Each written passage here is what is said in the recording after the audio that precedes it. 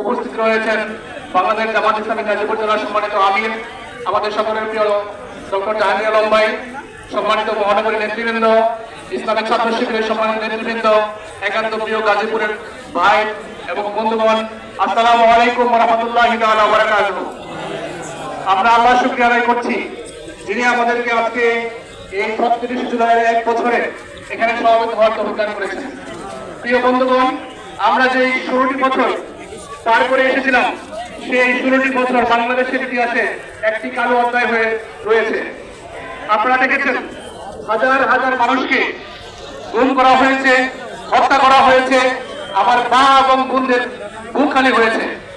আপনারা দেখেছেন বাংলাদেশ জামাত ইসলামের শীর্ষ ১০ জন নেতা যারা হয়তো ফাঁসিতে না হয় কারাগারে তাদের জীবনকে বিলিয়ে দিতে হয়েছে। এই খুনি হাসিনা আমাদের হাজার হাজার ছাত্র জীবন নষ্ট করেছে। হাজার হাজার ভাই এবং বোনদেরকে তাদের হাজার হাজার ভাই এবং বোনদের হাত পা হারাতে হয়েছে। বাংলাদেশের মেধাবী ছাত্রদের সংগঠন বাংলাদেশ ছাত্র শিবির সন্দেহে বিশ্বজিৎ আবরারের মতো লোককে হত্যা করা হয়েছে। প্রিয় ভাই এবং বন্ধুগণ, আমাদের এক প্রফেসর একটা গবেষণা করেছেন যে বিশ্বের ১০,০০০ বছরের ইতিহাস হয়েছে, এই ১০,০০০ বছরের একমাত্র নারী ফ্যাসিস্ট হচ্ছে শেখ হাসিনা। তার অংশ হিসাবে আমরা লম্বা সময় প্রায় ১৬টি বছর আন্দোলন করেছিলাম। বাংলাদেশ জামাত ইসলামী ছাত্র শিবিরের নেতৃত্বে এবং অন্যান্য দলগুলোর নেতৃত্বে আন্দোলন হয়েছিল। সর্বশেষ গত ৫ই আগস্ট যে আন্দোলন হয়েছে, সেই আন্দোলনের মাধ্যমে বাংলাদেশের এই ফ্যাসিস্ট শেখ হাসিনাকে তারা পালিয়ে যেতে বাধ্য হয়েছে এবং বলা হয় এই ফ্যাসিস্ট হাসিনার কার্যক্রমের কারণে বাংলাদেশের ৩০০০ বছরের ইতিহাস রয়েছে, লিখিত ইতিহাস। সেই ইতিহাসে মাত্র ২ জনকে পালিয়ে দিতে হয়েছে। এর মধ্যে একজন ছিল লক্ষণ সেন, আরেকজন হচ্ছে শেখ হাসিনা।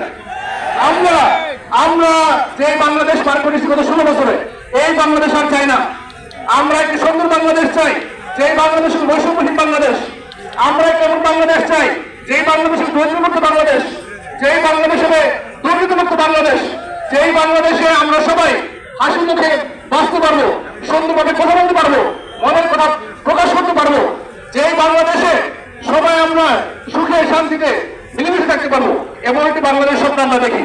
সম্মানিত ভাইরা, আমরা চাই না আমাদের হাজার হাজার যুবকরা, আমাদের তরুণরা, আমাদের প্রিয় শহীদ আবু সাইদ, শহীদ মুক্ত, শহীদ শাকিল পারভেজ সহ যারা তাদের জীবনকে বিলিয়ে দিয়েছে তাদের রক্ত দিতে যাক।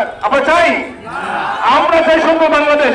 ইনশাআল্লাহ বাংলাদেশ জামাত ইসলামের নেতৃত্বে বাংলাদেশ যে সুন্দর বাংলাদেশ হবে, যে নতুন বাংলাদেশ হবে, সেই বাংলাদেশ হবে মানবিক বাংলাদেশ। সেই বাংলাদেশ হবে সবাইকে নিয়ে, সবার শিক্ষা, স্বাস্থ্য, এই সবগুলো মানসিক বিষয়কে সামনে রেখে সুন্দর একটা বাংলাদেশ হবে ইনশাআল্লাহ। সম্মানিত ভাইরা, আমাদের সবাইকে ধন্যবাদ জানিয়ে, আমাকে আজ থেকে দাওয়াত দেওয়ার জন্য ধন্যবাদ জানিয়ে আমার বক্তব্য শেষ করছি। খুদা হাফেজ। বাংলাদেশ জিন্দাবাদ, বাংলাদেশ জামাত ইসলামী জিন্দাবাদ। আসসালামু আলাইকুম ওয়া রাহমাতুল্লাহ।